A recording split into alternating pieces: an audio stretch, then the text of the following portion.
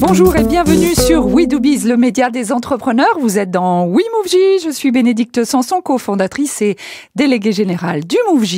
Et je reçois aujourd'hui Alexis Caradé. Alexis Caradé est le cofondateur de Portrait 2.0. Bonjour Alexis. Bonjour Bénédicte. Alors pour cette 172e émission de WeMoveJ, nous allons parler donc de Portrait 2.0 que vous trouvez sur internet à portrait2.0.com. Est-ce que tu peux nous dire en quelques mots, qu'est-ce que Portrait 2.0 ? Alors en quelques mots, c'est un service de portrait professionnel pour Internet. En fait, on a créé un service de photographie, de photos de portrait, pour les photos de profil des particuliers, mais aussi pour les entreprises afin qu'ils disposent d'images homogènes pour leur communication interne et externe. Alors pourquoi pour Internet ? C'est parce que tu en as ras-le-bol de voir des portraits minables sur Facebook ? Oui, en partie. En fait, l'idée de base, c'était de se dire de partir du constat du phénomène de googlisation. En fait, on a tous été surpris quand on googlise son prochain rendez-vous. Il nous arrive de tomber sur des images complètement absurdes, de la photo de photomaton complètement impersonnelle, ou encore de la photo de mariage recadrée, ou la photo de vacances recadrée, ou de la photo de dos, ou encore la photo artistique qui est très très belle, mais qui, quand on rencontre sérieusement la personne, on est complètement à côté de la plaque. Donc, qui est complètement décalé. Exactement. Donc du coup, le but était vraiment de créer un service pas de photo d'identité, mais de la photo d'identité plus, c'est-à-dire un beau portrait professionnel pour Internet, pour LinkedIn, pour Facebook, pour Twitter, une vraie identité numérique, et faire en sorte que cette image ressemble au maximum aux personnes. Donc finalement, vous alignez complètement dans cette tendance actuelle du personal branding, c'est ça ? Ouais. Et prise de conscience des particuliers qu'il est temps de gérer leur identité de façon globale sur Internet ? Oui, alors la prise de conscience en France est un peu récente. Dans les pays anglo-saxons, ça fait déjà 4-5 ans que c'est déjà le cas. Même en Belgique et en Suisse, qui sont des pays francophones, la prise de conscience est beaucoup plus importante. Les gens font vraiment attention à leur image. En France, c'est un peu, on est un petit peu en retard. Mais la vraie prise de conscience, nous on l'a ressenti, c'est depuis vraiment janvier. Depuis janvier, on parle de personal branding, on parle d'e-réputation. L'e-réputation, beaucoup en parlent sans vraiment savoir ce que c'est réellement. Ouais. C'est un peu le grand méchant loup. Nous, on a décidé d'aborder les choses, l'e-réputation, sous un angle un peu différent. D'abord avec l'image. Oui. Donc une belle photo, un beau portrait 2.0, et après le contenu qu'on y associe. Alors ce qui veut dire que vous avez tout un travail d'éducation à faire du marché ? Oui, c'est une manière un peu plus ludique d'approcher l'e-réputation. On aurait pu l'approcher de manière assez généraliste avec une agence.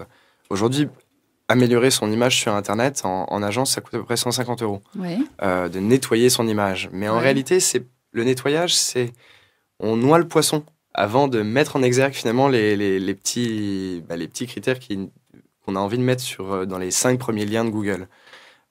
Nous, on s'est dit, on fait d'abord une bonne image, parce que l'image, ça parle.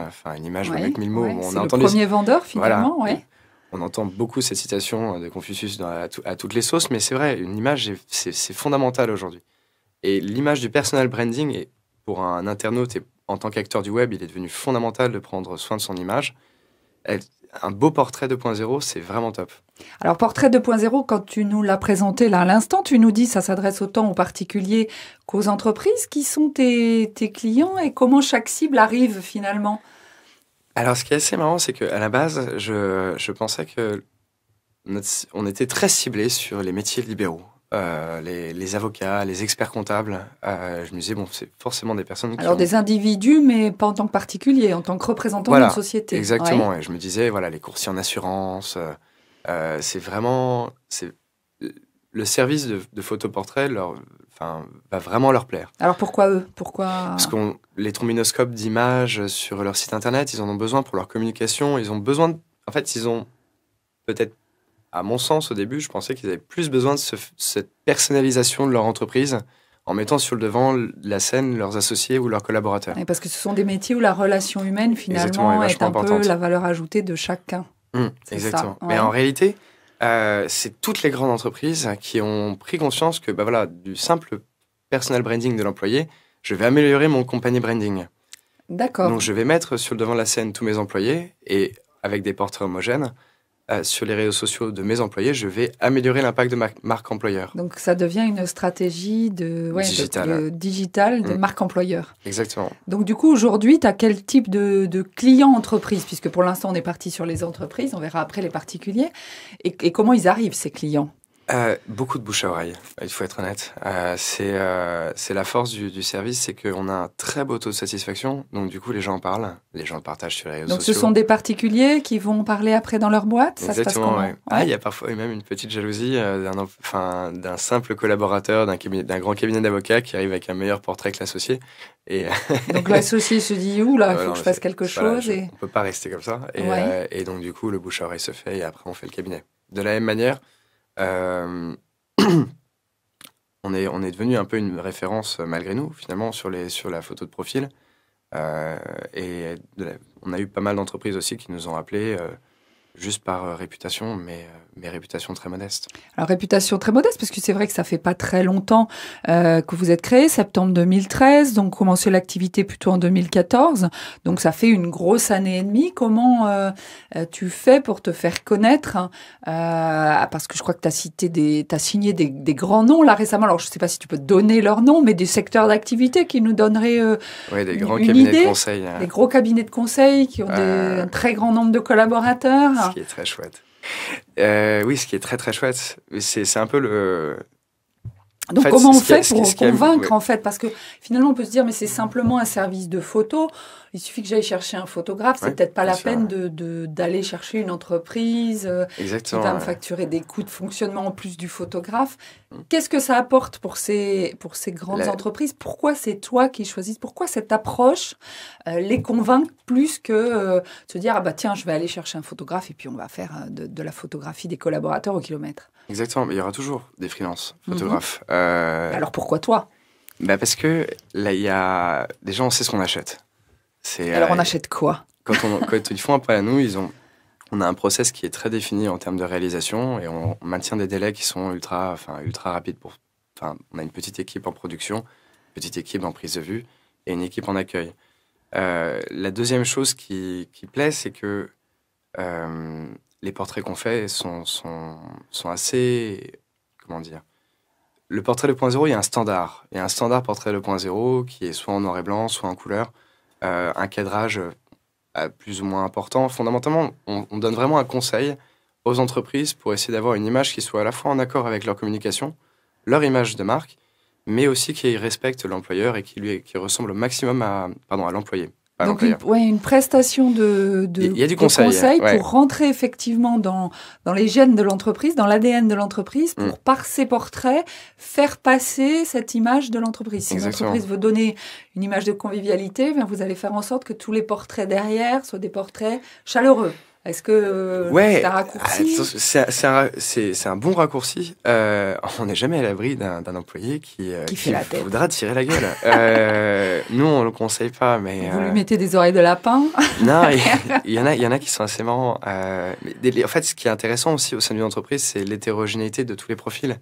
Donc, c'est bien aussi de respecter aussi cette hétérogénéité parce que c'est ce qui fait la force. C'est un peu la quadrature du cercle quand même, malgré tout. Comment on arrive à avoir de l'homogénéité d'une image employeur et de l'hétérogénéité de plusieurs milliers de collaborateurs? C'est ça qui est marrant. C'est le challenge.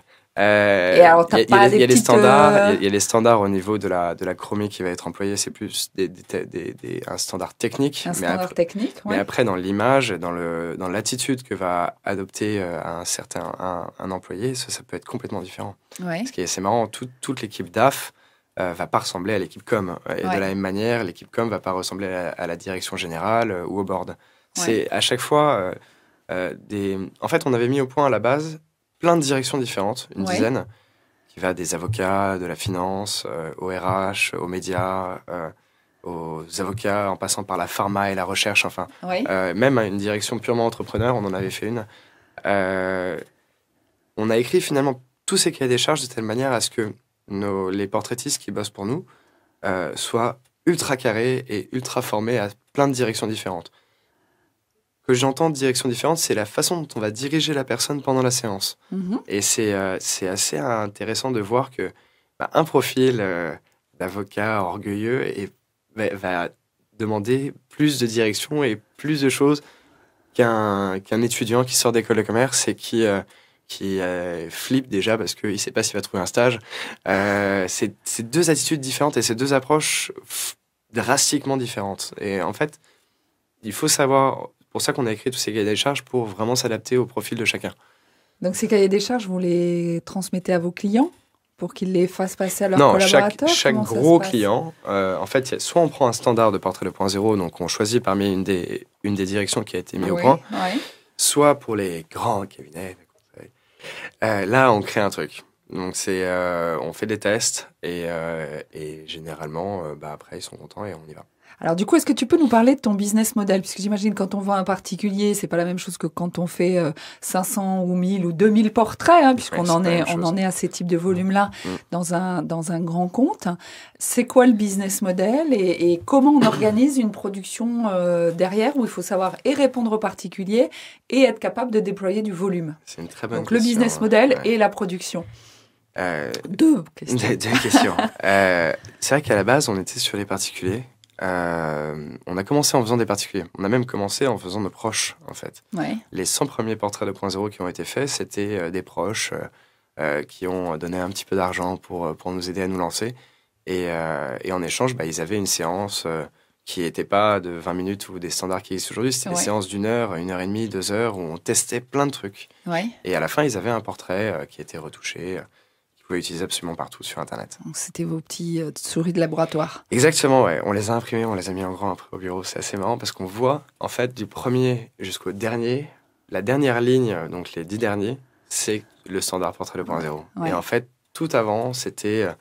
alors, on sent qu'il y a... Vous avez travaillé pour arriver à un standard. Ouais, exactement, ouais. Et pour avoir un service pour les particuliers qui soit cohérent, en fait. Ouais. Donc, de savoir que, voilà... Pour tel produit, il nous faut 10 minutes. On est capable de le faire en 10 minutes. Pour tel produit, il nous faut 30. Pour celui-ci, il nous faut 20. Voilà, fondamentalement, on a 3 produits trois offres qui sont sur le site Internet de 10 à 30 minutes. Ouais. Et en fonction du temps qui est accordé aux séances, naturellement, il y a un nombre de clichés qui est réalisé et un nombre de portraits qui sont livrés. Donc, on a fait les choses de manière assez simple. Avec des orientations, des directions artistiques différentes. Exactement, ouais. La première séance, celui qui s'appelle l'instant 2.0, est quelque chose de très classique, vraiment adapté pour les étudiants. C'est la bonne photo de profil. Voilà. Mm-hmm. On n'a pas de problématique d'image en particulier. On a vraiment uniquement un besoin bateau d'une bonne image professionnelle pour LinkedIn. Enfin, je sais, bonne image bateau, c'est peut-être dénigrer un peu l'offre, mais nous, chez Portrait 2.0, on utilise celle-là, on utilise cette offre. Tous les stagiaires qui passent par Portrait 2.0, ils ont un instant. Et même moi, le mien, c'est un instant. Donc, je ne pourrais pas mieux vendre cette offre comme ça. En revanche, le portrait 2.0 et le moment 2.0, qui sont donc respectivement de 20 minutes et 30 minutes, sont des séances plus longues où là, on a le temps d'accorder du temps à la personne pour connaître sa problématique d'image. Voilà, pourquoi est-ce qu'elle vient vers nous? Est-ce que c'est une question de transition? C'est un changement de job? Bon, voilà, parfois, il nous arrive de voir des femmes enceintes et on se dit, ok, d'accord, on voit déjà ce qui se prépare pour après. Y a plein de petites choses qui sont assez intéressantes. Et quel corps de métier? Avant, le plus rigolo, ça a été une personne qui travaillait en banque et qui est montée une boulangerie au Québec. Voilà. Ça n'avait rien à voir. De la banque à la boulangerie au Québec, c'est un sacré pas. Mais oui, c'est génial. Traverse l'Atlantique déjà. Déjà, et surtout, elle en avait marre. Elle voulait faire autre chose, créer quelque chose. Et donc, du coup, pas du tout la même image qu'une banquière à la BPCE ou qu'une personne qui va monter des boulangeries. Donc, elle passait du profil de banquier. Elle voulait gérer sa transition de parcours au travers de son image. Exactement, oui. Et c'était... donc, voilà, en termes de business model, par rapport... Non, pardon. Pour la production, au début, on était vraiment sur les particuliers. Donc, là, on avait un site Internet, beaucoup de bouche à oreille, avec les 100 premiers... Les 100 premiers ont diffusé leur site. Qui ont fait du buzz, qui ont mis leurs photos sur les réseaux sociaux, effectivement. Exactement, il y a des likes, et donc du coup, ça plaît, et c'est bien. Et ça... Vous avez un petit package pour faire dire sur son mur Facebook, sur son compte Twitter, j'ai fait mon portrait chez 2.0, donc vous organisez un petit peu ce buzz pour quand on livre les portraits, on demande toujours, mais ils le font de même, donc c'est vraiment chouette. Et en fait, la particularité aussi de toutes les offres qu'on propose, pour les particuliers ou pour les entreprises, c'est qu'il n'y a pas de signature, il n'y a pas de marque. D'accord. Donc c'est vraiment, ça c'est un choix. s'est toujours dit, bon, on va faire une image qui est libre de droit et d'exploitation. Mhm. Comme ça, ce sera plus simple en termes de process de publication pour les entreprises. Et de toute façon, en tant qu'employé, en tant qu'en particulier, quand on met une image sur Internet, il faut partir du principe qu'elle ne nous appartient plus. Donc c'est voilà. Donc ça, on a mis pas mal de temps à le mettre au point. On a rassemblé 4 avocats en pays qui sont bien arrachés les cheveux. Et c'était passionnant. Enfin, moi qui aime bien le droit, j'ai trouvé ça vraiment passionnant. C'est une des parties qui m'a peut-être le plus amusé avec le référencement des images sur Internet. Et donc pour les particuliers, le bouche à oreille se fait très, très rapidement finalement. Donc, du coup, tu as un studio pour les particuliers. Les particuliers viennent dans ton studio. Tu es implanté à Paris. Comment ça se passe pour les entreprises? Pour les entreprises, 500 portraits à faire. On se déplace. Donc, tu te déplaces, mais alors c'est 500 portraits. En majorité, parce qu'on a un volume de 600 personnes qui vient au bureau de manière continuelle. Ouais. C'est-à-dire, ils viennent au studio, ils ont un espace de réservation personnalisé. Oui. Donc, sur ton site internet, je me connecte, je choisis mon créneau et je viens faire mon portrait. En tant qu'employé, c'est la boîte qui a payé. Ouais, d'accord, donc soit c'est effectivement les collaborateurs qui se déplacent, soit tu installes un studio dans l'entreprise, ça peut aussi se passer comme ça. C'est plus simple de faire la solution du studio dans l'entreprise, parce que pour la simple et bonne raison... C'est plus simple mais plus cher, j'imagine. Non. Pour l'entreprise. Non, justement. Non. C'est moins cher pour l'entreprise quand on se déplace, et c'est plus cher que les gens viennent. Ouais. Parce que finalement... Ils se retrouvent en tant que particuliers, ils arrivent, on passe beaucoup plus de temps, souvent dans les séances. Oui. Enfin, tout du moins, je pense à celle... On n'en a qu'une seule, qui est de 600 et qui passe au bureau. Mais on a des volumes de 50, 80, 180 aussi, qui passent au fur et à mesure au studio, les uns derrière les autres. Donc certes, c'est un deal global qui a été fait. Il y a un système dégressif par rapport au volume de portraits qui est réalisé. Mais en termes de déplacement... Et sur des très grosses vagues, comme du 2000, c'est beaucoup moins cher qu'on se déplace. Alors, combien de photographes et combien de photos par photographe par jour? Alors, ça dépend, en fait. On itère beaucoup. On itère beaucoup par rapport à ce qu'on fait.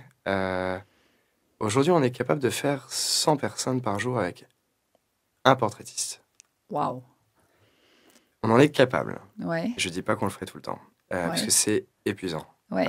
C'est une charge de boulot pour un portraitiste qui est très importante, surtout si on veut garder ces portraits de qualité comme on les a aujourd'hui. Et par exemple, la semaine dernière, une personne a fait ça 2 jours de suite. Ouais. Elle a fait 200 personnes en 2 jours. En 2 jours. Un portraitiste. Et après, elle a arrêté de bosser pour 15 jours. C'est pas très rentable. C'est un peu ça. Non, elle a pris un très bon week-end et on lui a fait naturellement des bonus, mais il fallait qu'on le teste, il fallait qu'on le sache. Il fallait qu'on sache si c'était possible de faire ça. Et en réalité, ça ne l'est pas possible. Et en fait, on fait des roulements de matinée et d'après-midi. Donc vous changez de photographe entre les deux. Exactement.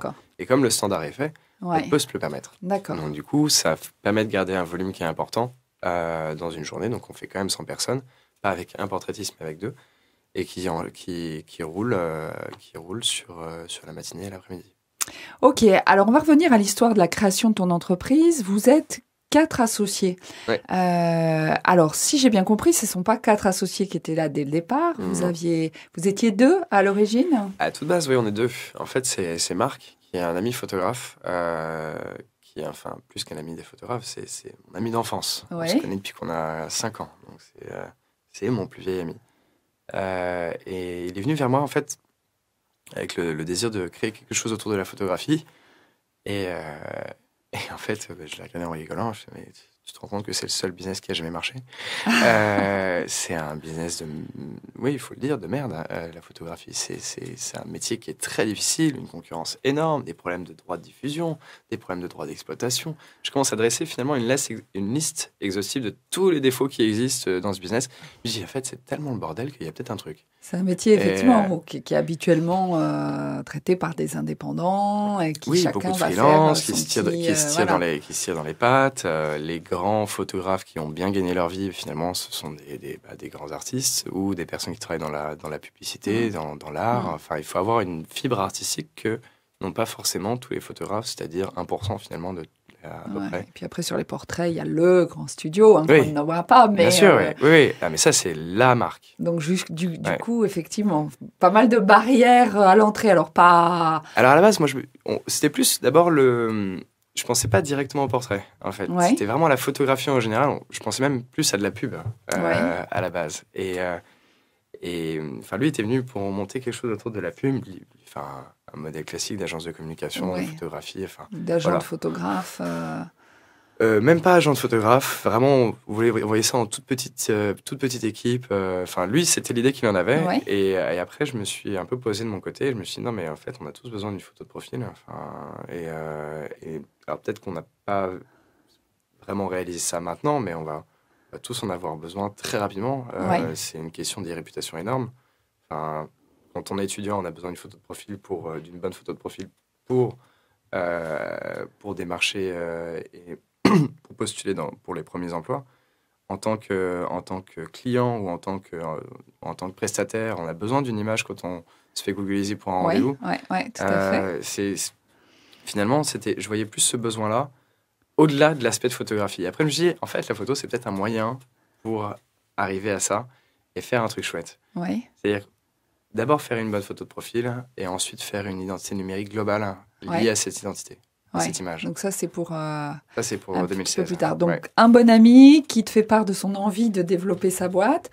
Donc, vous vous lancez à deux? On se lance à deux, ouais. On se lance à deux avec l'aide des deux autres, mais qui n'étaient pas encore là. Alors, les deux autres qui sont là, mais qui ne sont pas là. Qui sont là, mais qui ne sont pas là. Ça. En fait, il y a Carole qui nous aide sur les points de vue juridiques et financiers. Et il y a Christophe qui nous aide sur tout ce qui est digital et marketing. Tout ce qui est acquisition, bizdev, fondamentalement, c'est le maître.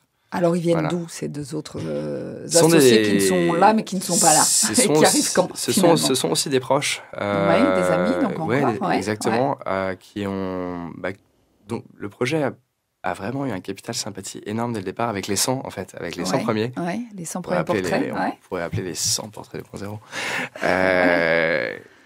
Il y a vraiment quelque chose qui s'est fait, en fait, qui s'est créé. Et c'était... Christophe et Carole étaient dedans. Et il y en a eu d'autres. Mijo, par exemple, est celle qui nous a accueillis dans une galerie d'art pendant 6 mois pour notre pop-up store. En fait, tout le monde a vraiment voulu nous aider. Et ils ont adoré leur portrait. Ils ont voulu pousser le projet. Et les 100... je crois que je pourrais dire quelque chose sur chacun des 100. Alors, ces deux qui sont rentrés, à quel moment on décide de les associer à l'aventure ? Au moment où le ratio de temps accordé au projet et tout ce qui a été accompli et par rapport à leurs compétences sont nécessaires. Moi, c'est comme ça que je l'ai perçu. Carole, on en avait besoin d'un point de vue juridique pour tout ce qui était droit à l'image. Christophe, on en a eu besoin dès qu'on a eu besoin de démarcher des grands comptes. Démarcher des grands comptes, gérer des grands comptes qui arrivent en entrant. C'est plus ça, c'est quelque chose que moi, par exemple, j'avais jamais fait. Gérer un grand compte, je trouve ça très compliqué. C'est des mois de négociation. Moi, je suis qu'un jeune et modeste entrepreneur et c'est pas ma compétence première. Moi, je suis avant tout un communicant avant d'être un vendeur. Et c'est deux profils différents qui n'ont rien à voir. Et Christophe, pour le coup, est un très bon vendeur. D'accord. Alors aujourd'hui, la répartition des rôles, toi, tu organises la société Moi, je m'occupe de tout ce qui est strat, développement et des aspects de communication classiques de l'entreprise. Marc est en charge de la production, des portraitistes, des photographes, des retoucheurs, finalement tout ce qui est production et post-production. Celui qui recrute aussi les nouveaux portraitistes. Carole est en charge des aspects financiers, une partie de la compta, mais je m'occupe de l'autre partie, et surtout juridique. Et Christophe est en charge des entrants, du bizdev et tout ce qui est stratégie de marketing, d'acquisition sur Internet. D'accord. Et alors aujourd'hui, vous êtes à une communauté de combien à travailler? Parce que c'est presque une communauté à produire pour Portrait 2.0. Combien de photographes C'est assez chouette en fait. Les portraitistes, on n'en a pas énormément comparé à un agent de photographe classique. On en a à peu près 25. Là, d'ici la fin du mois, on passe à 30. C'est pas mal, 25-30 personnes qui travaillent pour Portrait 2.0. Ce sont des freelances. Oui, j'entends bien. Ce sont des pas des freelances. salariés. Oui, non, c'est autre chose en termes de charge. Quand on connaît la difficulté d'aller chercher des clients, il y en a 25-30 qui comptent un petit peu sur vous.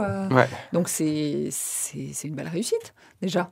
C'est déjà quelque chose. Je pense qu'on peut faire plus. On peut faire bien plus. Mais en fait, au début, naturellement, on est pris de course par rapport à plein de choses. Ouais.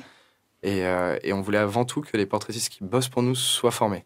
Ouais. Donc, tous les portraitistes, tous les photographes ont une formation qui avant de démarrer Portrait 2.0. Formation, test, et ensuite, c'est bon. Alors, quelles sont vos ambitions et vos grands enjeux aujourd'hui ? Là, c'est gérer...